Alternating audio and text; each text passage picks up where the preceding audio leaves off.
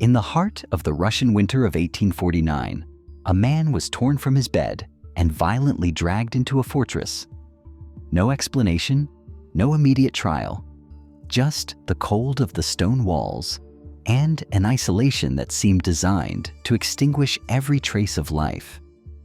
That man was Fyodor Dostoevsky, and what he was about to experience was not merely imprisonment, but a descent into the depths of the human soul, an extreme ordeal that would reshape his mind, his writing, and his entire view of existence. No university, no mentor, no library could have taught him what he would learn in those 5 years. The most tragic moment came when, blindfolded and with his hands tied, he was taken to a public square and placed in front of a firing squad. The death sentence had been signed, and for several excruciating minutes, Dostoevsky was certain that his life would end right there. The cold snow against his skin, the metallic sound of rifles being raised, the shallow breath, the hollow stomach. But at the last instant came a pardon from the Tsar. The sentence was commuted to hard labor in Siberia. It had all been a deception, a cruel performance designed to break the prisoner's spirits. For Dostoevsky, that moment marked a new beginning. When I look back on the past and think of how much time I wasted, my soul bleeds, he would later write. The experience of brushing so close to death had awakened in him a radical awareness of life's value.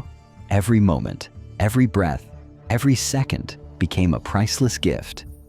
Death, real death, had not touched him, but it had torn him away from his previous life and thrown him into a completely new one. Siberia, however, was not an instant rebirth. It was a slow descent into mud, hunger, and violence. Condemned to live in a barracks with murderers, rapists, and men marked by scars and eyes emptied by despair, Dostoevsky came face to face with the darkest side of humanity. But it was there, among those the world had cast off, that he began to perceive a deeper truth. At first, he felt disgust. He saw himself as superior, educated, noble. He had studied, read, debated. But over time, he realized that beneath those layers of brutality hid souls that suffered, that loved, that cried in silence. Men with no education, yet capable of acts of staggering tenderness. Men who had never read a book, but who knew pain more intimately than most. It was in that hell that Dostoevsky learned the most concrete definition of the human being. Man is a creature who gets used to everything. Not as a sign of resignation, but as a radical declaration of resilience. Even stripped of everything, the human being finds a way to stay alive. But this same ability makes him dangerously vulnerable to any form of power. Getting used to humiliation, violence, and deprivation can become a way to survive, but also a trap for the soul. In prison, Dostoevsky experienced a solitude unlike any other. Not the solitude of a hermit or a misunderstood thinker, but one that was inhabited, invaded, constantly watched. There wasn't a single moment he could be alone, not even for a minute.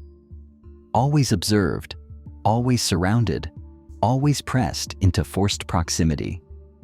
And yet, within that physical suffocation, a powerful inner solitude emerged. A distance from others that had nothing to do with space and everything to do with consciousness. And it was precisely there that his metamorphosis began. And no one to turn to for comfort, no one to share the pain with. Only his own mind, retracing every mistake, every missed opportunity, every word spoken or left unsaid. I judged myself harshly and relentlessly, and perhaps for the first time, I blessed that solitude. That silence forced him to look deeply within himself, and in that brutal, lucid self-examination, a new life project was born. Prison had taken everything from him, but it had also given him the chance to start again with a clear purpose. He had realized that salvation could not come from outside. It had to be built from within. Another crucial lesson came from observing power. Dostoevsky saw ordinary men turn into monsters. Guards, who had once been kind or indifferent, became sadists simply because they had been granted absolute authority over prisoners. Tyranny is a habit, he wrote, and habit develops, takes root, and becomes a disease. Even the best of men, if given absolute power over other human beings, can turn into a brute. It was a terrifying but undeniable truth. Power doesn't improve people. It tests them. And more often than not, it corrupts them. But alongside this evil, Dostoevsky also witnessed good. In raw, quiet, and hidden forms. He saw acts of unexpected solidarity, sincere words from the most unlikely mouths. And he understood that goodness is not the trait of a moral elite, but a human potential, scattered everywhere, even among the most desperate, even in those who have killed, even in those the world has completely abandoned. Another powerful truth that emerged was the vital need for purpose. Prisoners invented small tasks, games, forbidden trades, anything to survive the monotony. When a man is stripped of the meaning behind his actions, he is dehumanized. If you wanted to completely destroy a man, he wrote, you would only need to force him to perform totally useless labor, like moving a pile of sand from one place to another, and then back again. Meaningless work annihilates the spirit. Physical pain isn't even necessary to torture a human being. All it takes is stripping his actions of any sense, a reflection that became all too real decades later, when the Nazis used this exact strategy in concentration camps. Prisoners were forced to carry sand back and forth until they went insane, not to produce, not even to punish, but simply to erase every last trace of meaning. And Dostoevsky had already foreseen it. But perhaps the most important discovery was tied to hope. It's not enough to have purpose. One must also believe that purpose leads somewhere. Prisoners who lost hope were the first to fall apart. Some let themselves die.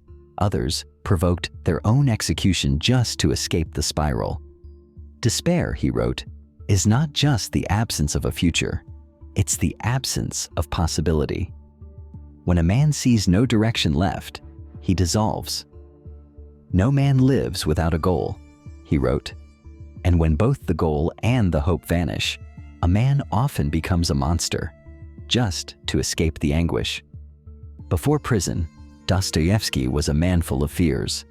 He suffered from social anxiety, was a hypochondriac, and even feared being buried alive. He would leave notes everywhere, asking people to wait before placing him in a coffin, just in case he had only fainted. After prison, all of this disappeared. If you think I'm still nervous and suspicious like I was before, you're wrong. There's not a trace of that left. He didn't just come out of that experience changed. He came out reborn. Perhaps for the first time, truly alive. Pain and suffering hadn't become a curse for him, but a forge. A place where he stripped away every illusion, every neurosis, every trace of self-pity, and forged something much more solid. An identity that no longer needed validation, that no longer sought to be loved, that had learned to stand on its own. And with that new strength, he would write Crime and Punishment, The Brothers Karamazov, The Idiot, books that don't describe suffering from the outside, but speak from deep within it. A pain known, lived, endured. Pain and suffering are always inevitable for a large intelligence and a deep heart, he would write. I think the truly great men must have great sadness on earth. This is why prison was not just a punishment, it was a laboratory of the soul. A place where everything is taken away, just to see what remains. And if something remains, then that something is real. Dostoevsky found, at the bottom of suffering, a truth that seems forgotten today.